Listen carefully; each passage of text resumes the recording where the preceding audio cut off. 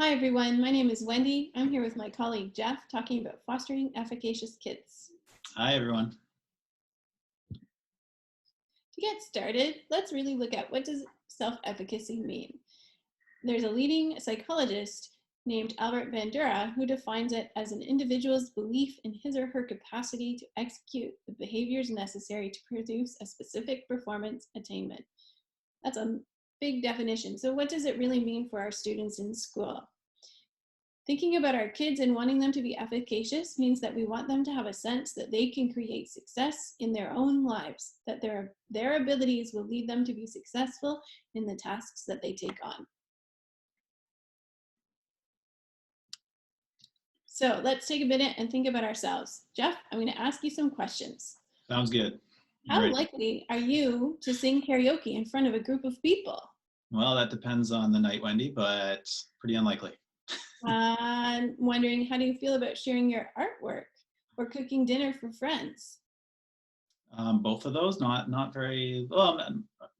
I guess it depends on the artwork and it depends on the dinner, but I'd have to really prepare for that dinner and unlikely for the artwork.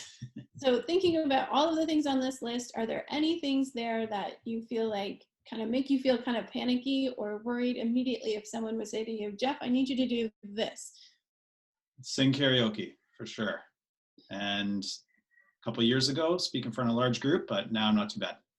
Alrighty. Feel way more efficacious now with something like that, but definitely in the past, no. Okay, so let's think about Not why very is good. it that singing karaoke would make Jeff feel kind of panicky or worried or upset? And why is it that speaking in front of a large group of people wouldn't? So some things to And, consider. yeah, I've had some failures in the past, I think, with karaoke, and so that has really kind of played on my efficacy of that. So, Okay. yeah. So thinking about factors that stop us from doing things, I think fear of failure. Jeff said he's had some failures singing karaoke in the past, and now he's very unlikely to do it, or he feels nervous about doing it.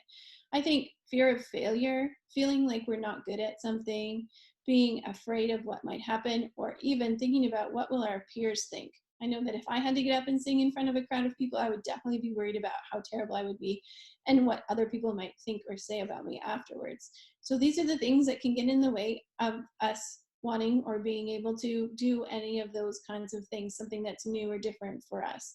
We might be held back by concerns that we just talked about.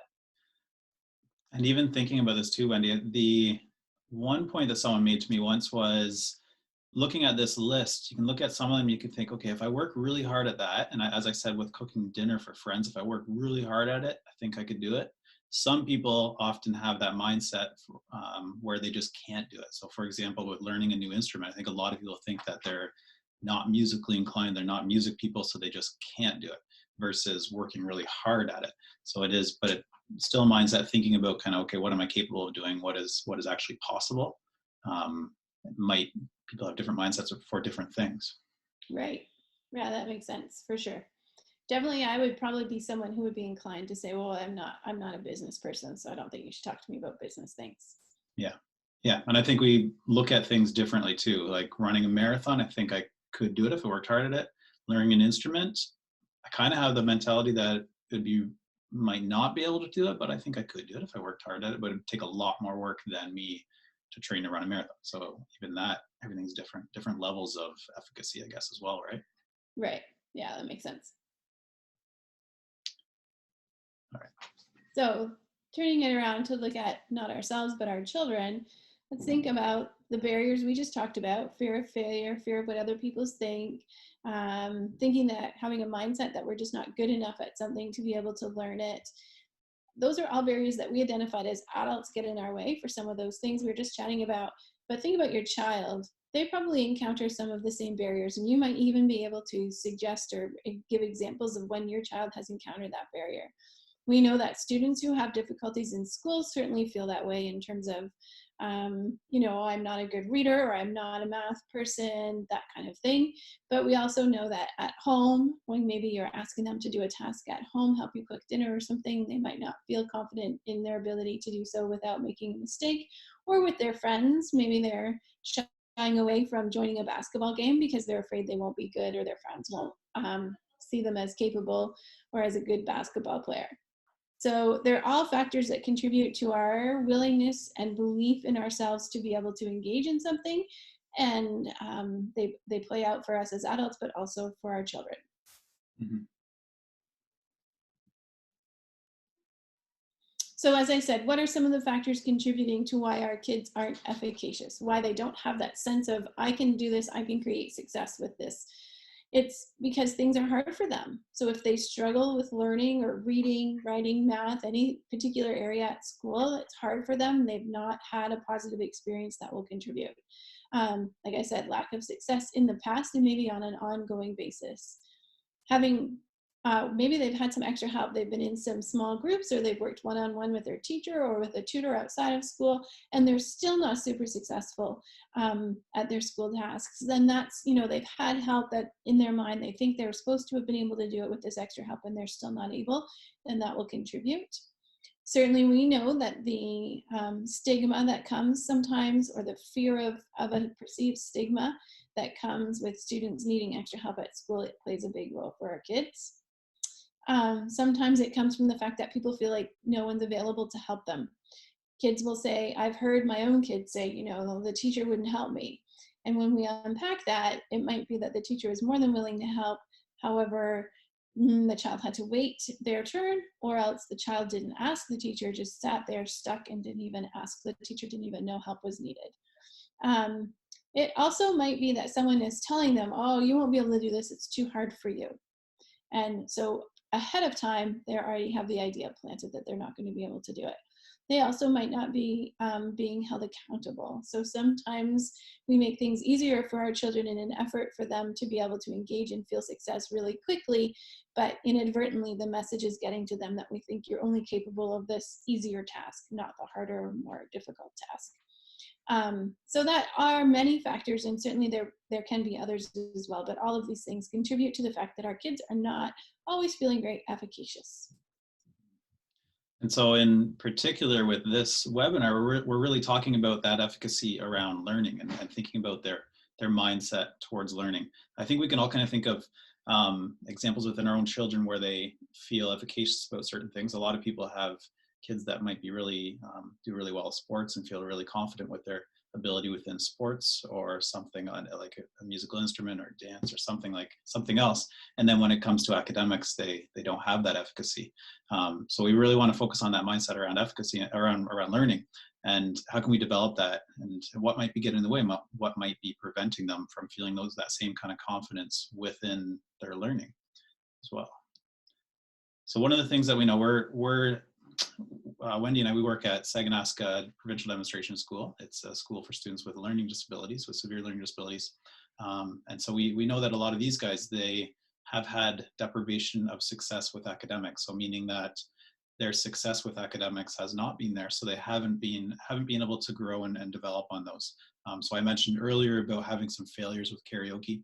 We can picture some of our children having that feeling of failure within academics, within learning, and how that has really played on their efficacy and their mindset towards learning as well, and feeling whether or not they think that they can actually be successful at it, or feeling they have any control over whether or not they're successful, that they can be successful.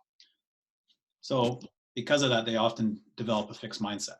So when we're talking about fixed mindset, we in opposed to a growth mindset. So the fixed mindset says that, okay, I'm good at this. So if they think, okay, picture yourself you have a hockey player. They feel they can do really well with hockey. They feel like they can grow within the hockey. They have that control over it. They have a growth mindset towards it, but they're not good at academics. So a lot of people think they're not a math person. So they have a fixed mindset towards math. They just can't do it. Not possible. It doesn't matter if they work towards it. Doesn't matter if they find different strategies. Doesn't matter. They're not capable of it. So a lot of times with our children with learning disabilities, they have that same mindset towards learning in general, or towards learning how to read, or towards math, or learning certain things. And so they just think they can't do it. So we want to change that. We want to address this. And as we go through the different topics related to efficacy, what our goal really is to kind of get away from that fixed mindset and work towards a growth mindset, and that feeling that there are things you can do, and you're in control. You can change this. You are capable of learning, and you have that efficacy of feeling that you're capable, and you're in charge. You can do it. you can find success. So some of the things that might stop them, so we mentioned the fixed mindset already. Some other things that might contribute to having that lack of efficacy. One of them is self-sabotage. So you're thinking about when they approach a new situation, already having that fixed mindset saying, okay, I'm not capable of doing this. So walking into a math test, I'm not good at math. I'm going to sit down. I'll do a little bit. I'll do my best, but I'm probably not going to do well. So blah, here it is. So they sabotage it themselves. They think, okay, I'm not, it's because they already have that negative mindset towards it, then they fulfill that. So we call that a self-fulfilling prophecy in the negative sense, that because they're fulfilling that them telling themselves already, so they're making it come true. So when a child believes that they can't achieve a task, they might do something to confirm that belief. And it is often, we think about this, it is often easier just to say, I'm not good at that, rather than kind of admitting failure, just saying, well, it's not who I am. I think, Jeff, also just to add, this made me think of an example. The other night I was working with my daughter in grade 11 on her math. She felt very overwhelmed by the math, didn't understand it. Of course, I'm not someone who's practiced advanced functions recently, so I also did not really understand what she was struggling with. So I said, well, let's watch some videos online. We'll go online, we'll watch some videos and learn about it. And she immediately said to me, I don't learn that way. The videos won't help. And I said, well, they'll help me, so let's just watch them anyways. And so we watched a couple of videos, and afterwards she said, see, I don't understand anything more than I did before. But I feel like she maybe sat there in front of the videos, but didn't actually engage in actively paying attention to them and trying to learn from them, because they're ahead of time. She had said, the videos won't help me. I don't learn that way. I just can't do this. So it was very much, even though we used a strategy and I was there to help her, she sort of had that self-sabotage, self-fulfilling prophecy moment where it was like she predetermined that she was not going to be able to do it. And then said, I still don't understand the question and I just can't do it, and you can't help me. No one can help me. It's funny how we do that, right? And a lot of times our children do that. It's we feel that need to prove it, that I have this feeling, I need to prove that it's right, and not being willing to open up. So that's a perfect example. That's exactly it. Yeah, it was one of those moments, exactly. Yeah. So often influencing this and contributing to it is other people's beliefs about us as well, or teachers or parents' beliefs towards their children. So we often put those expectations. We say, okay, you have a learning disability, or you're not very good at academics. So here's what I expect of you. I don't expect you to do too well with this. So it's that influences how we feel about it as well, or about how our children feel about themselves. So if we can see this often taking place on IEPs, or as we're modifying IEPs, you might see it where we don't put enough thought into, okay, really aiming for that growth, and we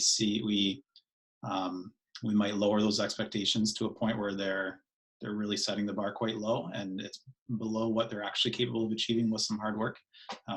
So the students feel that, they see it and they think, okay, this is what everyone else expects of me, so I'm going to live up to that expectation. I'm not going to push myself beyond it.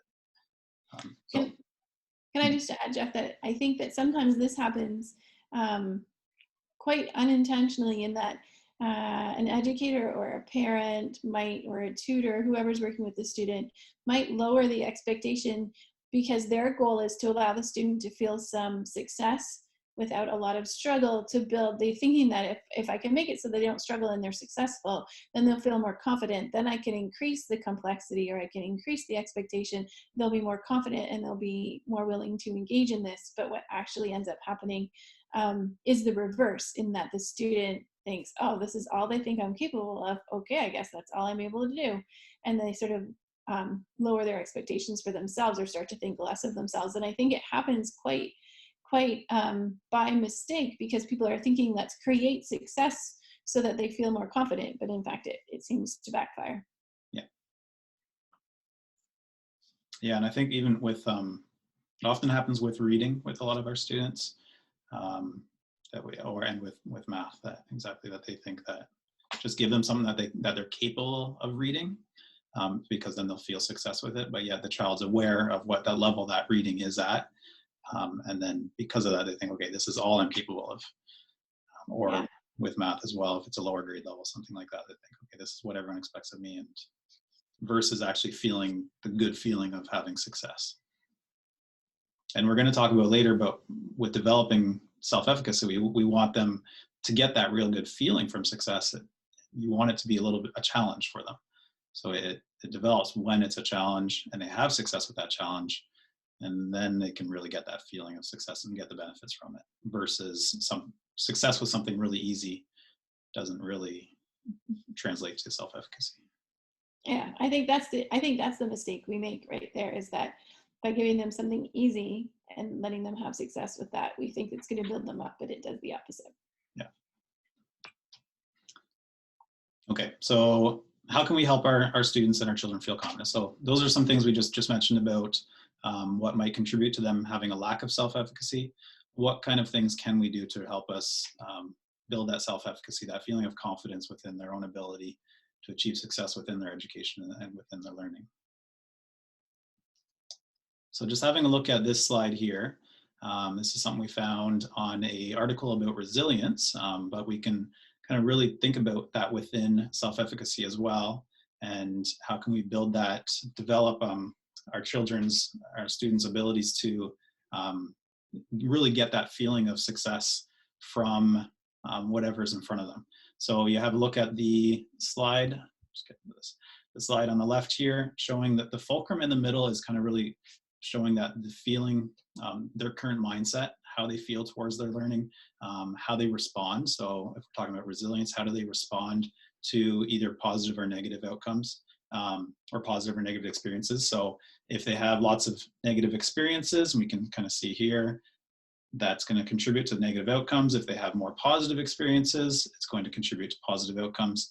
If that fulcrum, that mindset is right in the middle, that level of resilience is kind of right in the middle, then more positive experiences means more positive outcomes. More negative experiences means more negative outcomes.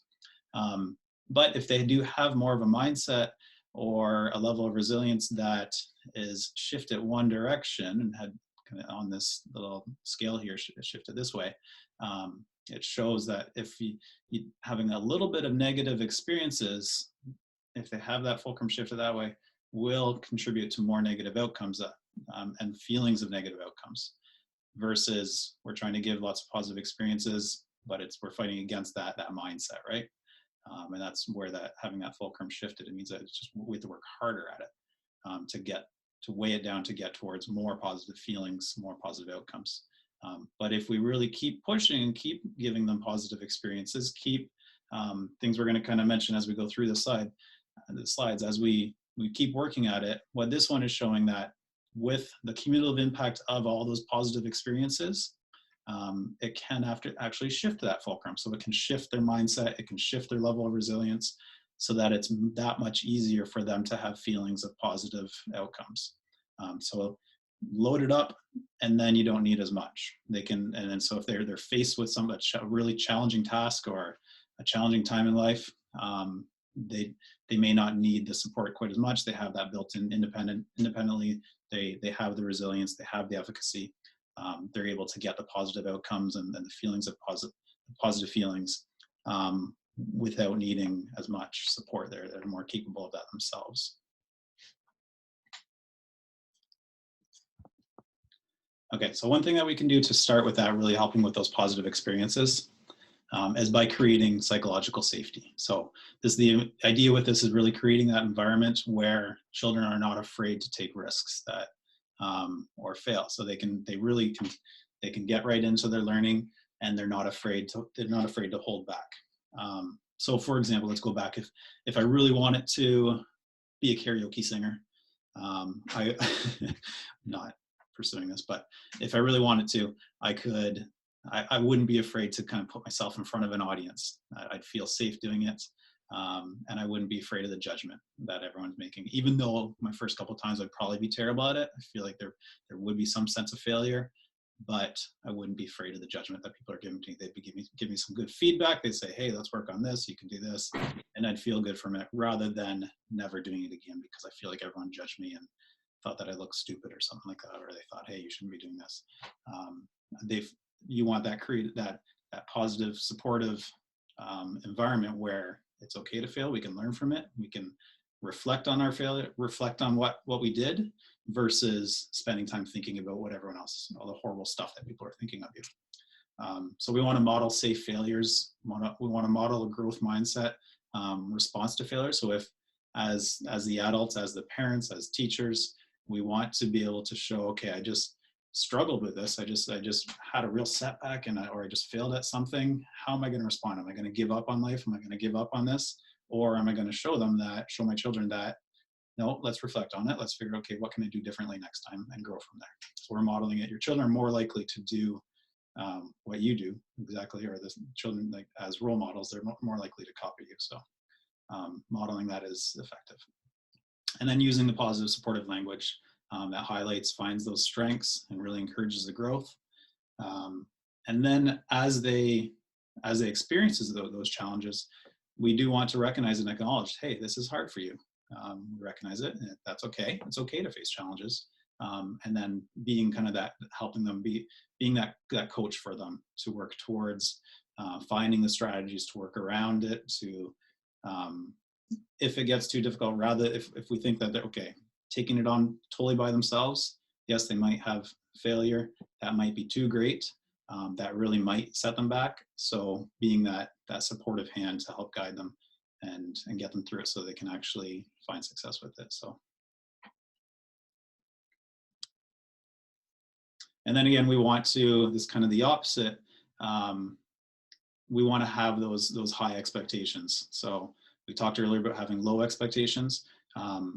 The opposite is having the high expectations. And this one's called the Pygmalion effect.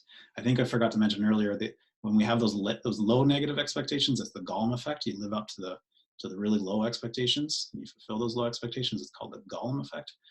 We're talking on this one, the Pygmalion effect is the opposite, where you project onto the child, you say, okay, you're capable of this. I have these high expectations, and the child is more likely to succeed, to have success because of that. And we also treat them differently as well. So if we have that within ourselves, that mindset of, okay, I have different expectations of you, I have these high expectations of you, we're going to actually treat them differently ourselves. So we'll give them more opportunities for growth. We'll give them more times to practice. We'll take more time to explain things to them if we actually expect them to have success with it as well. So as we're talking about this with the efficacy of our students and our children, we want to kind of think about ourselves. What do we expect of them as well? And because it does make a big difference. The Pygmalion effect comes from a study by Dr. Rosenthal. I think it was back in the 1985, you see there a quote. But where they did a study where they split a class up into two groups, and they told the teachers, they said, this half of the class has high IQ, this class has low IQ. And they didn't tell the students anything, they just told the teachers that. And so the teachers thought that the one half had really high IQ and therefore were more capable. And so they had high expectations for them. They tested the students, did an academic test at the beginning of the study. And then I think it was a few months later, they did a test at the end of the study. And they found that the students who the teachers thought were going to be more successful were actually more successful with academics, just solely based on how the teachers treated them and what their expectations of them were. So, and the only difference was, so all the children their IQs were mixed and varied. It didn't really, they weren't actually separated that way, but the only difference was that the teachers thought that they were. All right, and so we want to really start to encourage a development of a growth mindset within them. So as they begin to feel that they are more capable, it will help. We already mentioned that we want to go from the fixed mindset to saying, okay, no, you are capable of doing this. So we want that growth mindset. As we said already, trying to give them opportunities for challenges. So you do want to have the resistance, like we mentioned already. If it's success with easy activities, it doesn't really translate to that feeling of growth, feeling of being capable of something. So you do want them to to have that challenge, that resistance to work on it. And then practice things, having time to practice, to work on it, to fail, to reflect back on it. If they don't have any opportunities for that, then they're not likely to develop that growth. And as I said before, something like an unsafe environment or feelings of stigma, things like that, really stop them from having the opportunities to practice in a safe way. And then again, just really encouraging, nurturing, and supporting that growth, and really building that into the language, the growth mindset language, that everyone can get better at everything. So the idea, we don't need to tell every kid that they're going to be a doctor or they're going to be a professional hockey player or something like that, but really teaching them that everyone is capable of getting better at everything. So pick something, you can get better at that. You're not going to be the best in the world, but you can get better at that. And then really building in that power of yet. So just because we're at this point right now, that's where it doesn't, and we're not here yet, doesn't mean we can't get there. We want to, it's just we're not there yet. I think that I just really like the word yet. It seems so small and insignificant, but when you tack it on to a sentence, when a student or a child says to you, I can't do this, if you just add the yet on the end of it, it changes the thinking, I feel like. And kids maybe are not necessarily on their own tagging that yet on. So if we can help them, prompt them, coach them to put that there, then it really changes it, right? And then rather than being like, I can't do this, period, it's I can't do this yet. Oh, that means I need to keep practicing. Okay. Sort of invites you to keep going. And I think we have to help our kids, coach our kids to get to a mindset where they automatically add that yet. Yeah, it's just a simple word, but it does also just change in your thinking. Changes the context. Yeah. Okay, so as Wendy mentioned earlier, the study of self-efficacy really started with Albert Bandura. So he came up with 4 sources of developing self-efficacy beliefs. And the 4, we're going to kind of go through them: mastery experiences, vicarious experiences, verbal persuasion, and the difference that emotional and physiological state as well can have on our feelings of efficacy. So mastery experiences, as we've mentioned already a couple times, is the idea that to develop that efficacy, you have to have success with challenges. So to have a resilient sense of self-efficacy requires experience overcoming those obstacles through effort and perseverance. So you've worked hard at it, you put in the effort, you've done what you needed to do, you've stuck with it, and then you have success. And it was hard, but you did it. And so having that feeling, that experience of something, and I think all of us can kind of think back on our own lives of those different things that we've done, that yes, it was really hard, but it feels good after you do something that's really difficult and you have success with it. It feels awesome. And that's developing towards self-efficacy. We're more likely to do it again. We look at something and we think, hey, I did it last time, I can do it this time. So we want those to be, if we're thinking about our children, our students, we want them to be achievable, realistic, but challenging. So helping them to understand, okay, is that there will be those challenges that are too great, that'll cause too much of a failure that will really set them back. So we want to really set up those situations and help them, guide them towards those situations that are realistic for them, that are actually achievable, even though they have to work hard at it, but they're still achievable. And then really talk to them when they do something really good. If they work really hard at something and have success, point it out to them. Sometimes our students, our children do have success with things and they don't even notice it. And so we want to point it out to them that, look, you worked really hard at that. Look what you did. And then kind of lay it out for them and say, you should be proud of yourself, really pointing out where they should have that pride. And that, again, just really, and focusing after that, finding those moments in a timely way, so it doesn't, they'll be able to make that connection. If you wait too long, then the connection will be gone. So we want to give them that timely feedback kind of right in that moment, acknowledging that success by the parents and teachers. And then just that last point there is about leadership opportunities is a good way to really build on many opportunities. So you do want to give the opportunities. And so having those leadership moments is kind of contributes to having a lot more opportunities to have these kind of experiences. I'm just sort of thinking about the challenge that is presented to us by helping our kids to set achievable and realistic goals. Well, maybe not just our kids, but ourselves as well.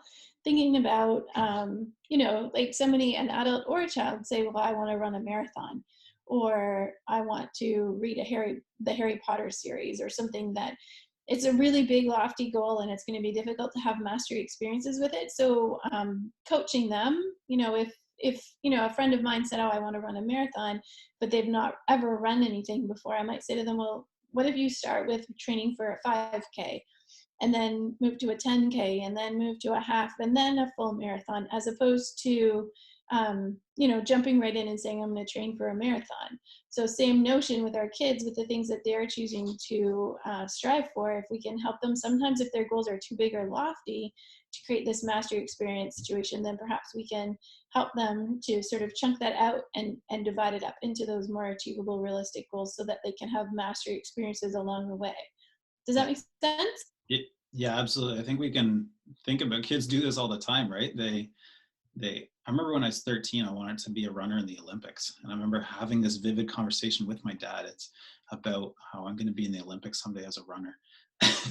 And my dad being like, well, hold on, Jeff. That's awesome. But how about we start with your 1500-meter race that you Right. come up.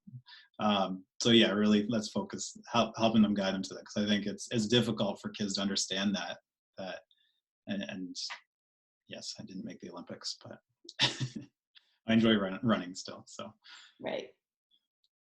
yeah, we do Okay. have to guide them towards that though, and talk them through it, and but yet not playing them down. Because I remember, yeah, you have those conversations where you think, okay, I don't want to like kill his ambitions here or his dreams, but let's keep this realistic. Right. I think that's what's really hard as parents and educators, is finding where is that sort of sweet spot with the goal is challenging, but it's also achievable, so Yeah, that we can create the experience of mastery. And that's a challenge for us as the adults working with kids. yeah, good point. So another point that Bandar made here was vicarious experiences. So that refers to role models. So looking at people that are similar to us and having success with challenges means that we look at them and think, hey, if that person can do it, if that person can work through that really difficult thing, then I can do it myself as well. So if we think about some of our students with learning difficulties, then if they see other students that have learning challenges or difficulties, then they're having success with challenges, then they're more likely to kind of really persist and pursue and have grit and that growth mindset towards those challenges as well. So if they see that someone else is able to do it, that's similar to them. So some things that we could do is to help with that is connecting children with role models, so or people that they look up to, or people that might be similar to them, that have overcome those challenges. So really highlighting those people in their lives. Connecting with peers or relatives that might also have a learning disability, or difficulties with academics, something like that. So just really connecting them with those people that they could kind of hear their stories. What did they do? Even facilitating those conversations. And then sharing success stories of famous people as well. So you see just a little picture of the guy that did Nerf there, that invented Nerf. I think he has dyslexia. So if you Google search famous people with dyslexia or famous people with learning disability, you'll get a whole pile of different things that you can look at there. And so even just that, sharing that with your children is a good way just for them to be able to see and say, okay, they can do it, I can do it. And then again, parents as role models. So our children are more likely to do as we do versus do as we say. So we want them to, they're going to copy us. So if we're modeling these things, we're modeling that we can overcome challenges, then they'll feel more likely that they're able to overcome challenges as well. And there's just a little example, a bunch of people that have either dyslexia or learning disability, and different examples there. And then verbal persuasion refers to talking to your child about it and talking to them and convincing them, saying, hey, it's the coaching piece, right? It's you convincing them that they can do it, and persuading them that they can do it. So they're feeling down, they're feeling that lack of efficacy, they feel like they can't do it. So we want to talk them through it and say, okay, you can do it, and this is how you're going to do it. And really encouraging them, kind of being the cheerleader for our students and our children. So little It's things an we can do. important piece of this story. Yeah. Is I just feel like maybe it's important when we're talking to our kids to acknowledge the challenge, right? Well, this is going to be hard for you, but that's okay.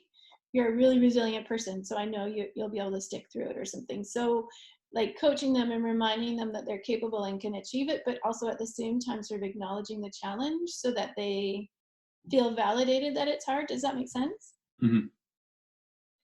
Yeah, no, absolutely. I think again, it's similar that we all have this internal dialogue, and so someone that doesn't have the self-efficacy, so some of our students that have had difficulty with school, they don't have that dialogue on the inside. The inside dialogue is I'm terrible at this, I suck at this, or I can't do this. So we need someone to say, to change that, and to change that language on the inside, and tell them, right. And mhm, Right. uh, And I'm just thinking like maybe it perhaps is more effective if we're able to point out to them something that is specific that will help them to be successful rather than just saying, "Hey buddy, you can do it." yeah, Um, maybe saying, "You know, I know this about you. I know that you work really hard, or I know that you can use a computer to help yourself. You're really good at computers, so you'll be able to do it." Or if we give them something tangible about themselves that to tie that belief to, does that, I'm just thinking rather than being a generic you can do it, yeah, might and be more giving them some effective. strategies to actually talk and pointing them towards the different strategies that will help them. Right, so really coaching. Yeah, yeah, and talking them through it. Yeah, and highlighting that, like again, modeling that, like it's normal to feel stressed about something that's difficult, or that feeling of something being really hard. That's normal, and that's okay. We recognize that challenge is there, but you can do it, and this is how you're going to do it. And pointing out, like you said, finding those strengths that they actually have, because a lot of times we're not aware. Our students aren't, our children aren't aware of what kind of things can they draw on, what resources do they already have available Right, to them. So helping them figure those out, finding what those are. Yeah. But this, I guess the emphasis with this is that it's the verbal part. It's the talking through things. right, Yeah. And so just a couple different examples there, those check-ins on a regular basis. Okay, how are we doing? What's your game plan? How are you going to do this? And then, yeah, leaving some of those notes of encouragement, coaching, constantly reminding them. And again, and setting those high expectations. It kind of goes back to, right? right. And we just thought this is a good point to add this in. Is not really related to Bandura, but just really,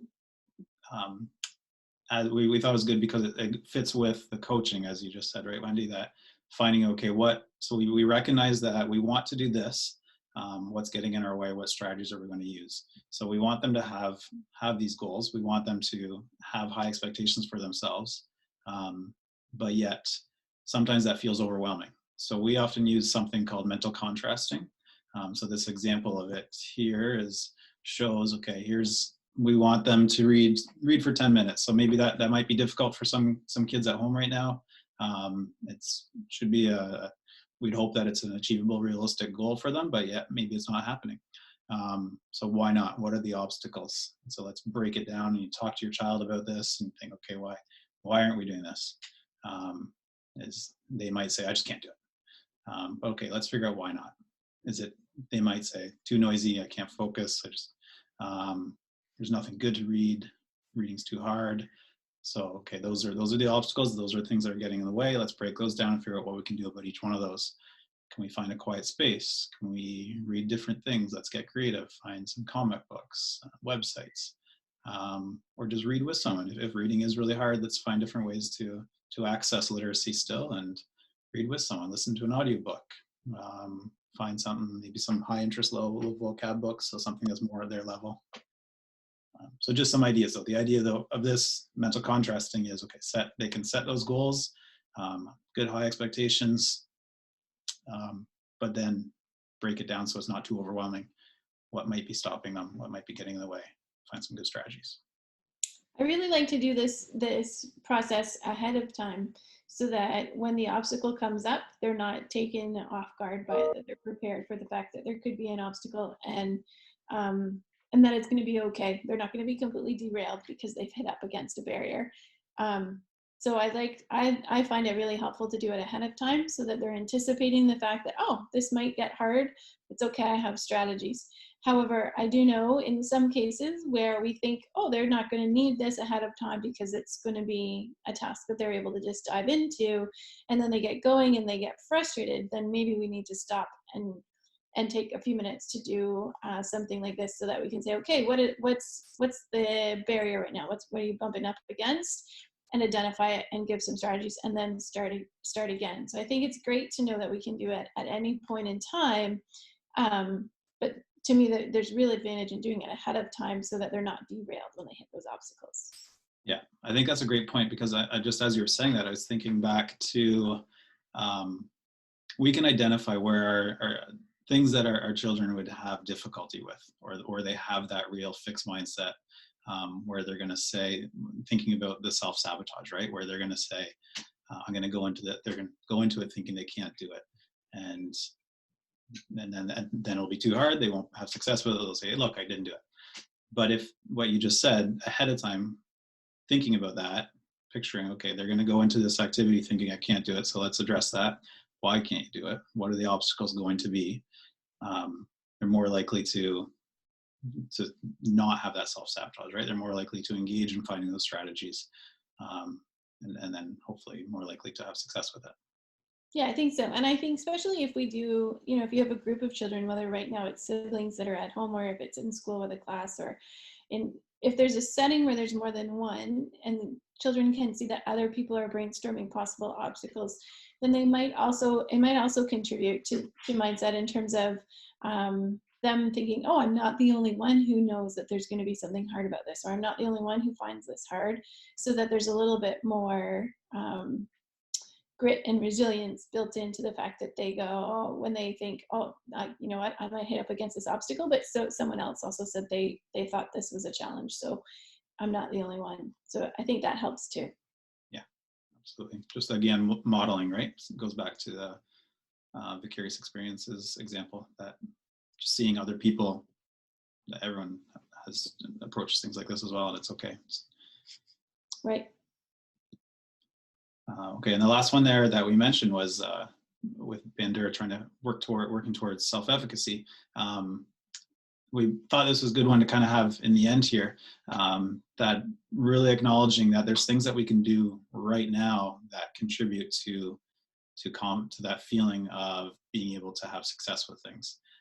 So we know that if you're tired, if you're not taking care of yourself, if you're feeling sick or down or depressed, things like that, they really do contribute to that lack of efficacy, that feeling like, you know what, I just can't do it today. So we can kind of, there's certain things that we know that we can do to change that mindset right away.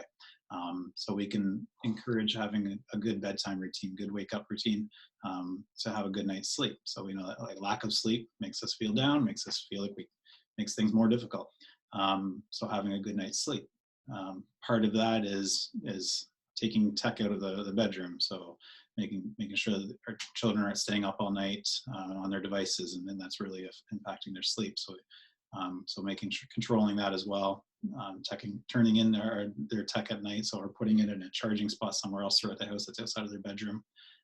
Really encouraging healthy eating habits. So really just taking care of their health in that sense. Regular exercise, so just making it a part of our schedule where we get out each day and do some sort of exercise, and possibly outside, so spending some time outside or in nature. We know those things are good for our mental health and our well-being and how we're feeling about things. And then the emotional support. So I think everyone, this kind of big conversation right now, everyone within their own homes, connecting with people immediately within our family, people that we're living with, but then also providing that time to connect with each other kind of through digitally and as much as possible in that sense as well, to support each other emotionally. And then that one's important, kind of thinking about our kids right now, kind of what do they need as far as socially, and what kind of connection do they need to make with others as well still to support their own emotional mental health. And then, yeah, as I said, the healthy and pure relations as well. So. I think what I like about this piece is that I see it's kind of daunting, the idea of helping my child to develop efficacy, a sense of efficacy.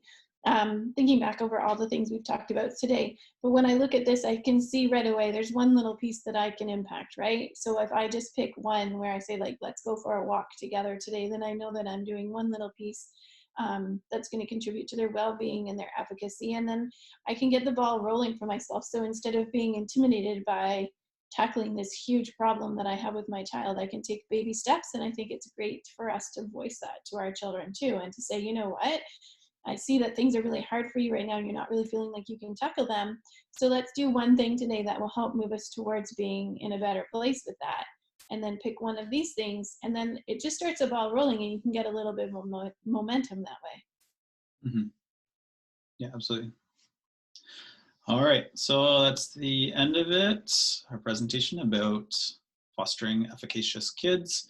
If you have any questions, you can, I think we're both accessible through Twitter, and you can see our Sagonaska Twitter there. I'm going to put a comment in the chat about our email addresses. I don't know if that'll show up on this video.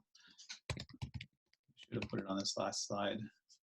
Mine is jeff.hockett@ontario.ca, and Hockett has 2 T's at the end of it. And Wendy.O'Neill with 2 L's. And an apostrophe. An apostrophe. The apostrophe is uncommon in an email address, but it's there, and if you don't include it, then the email won't get to me. Wendy.O'_NEILL@ontario.ca. I don't know if our heads are going to show up in the way of that. All right, there we go. That's it. Good job, Wendy. All right, thanks, Jeff. No problem. Thanks, everyone. Goodbye.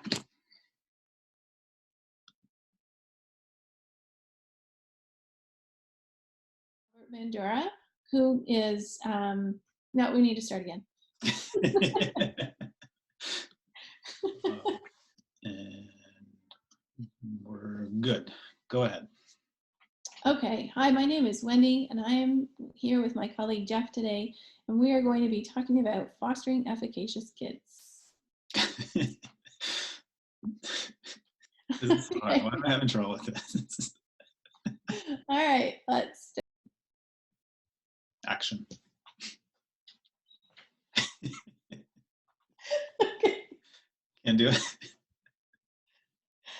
Not good. Hi, everyone. My name is Wendy, and I'm here with my colleague Jeff, talking about fostering efficacious kids. Hi, everyone. To start off, let's have a look at what does it mean, self-efficacy. Oh, for crying out loud, my phone is ringing. Oh, my goodness.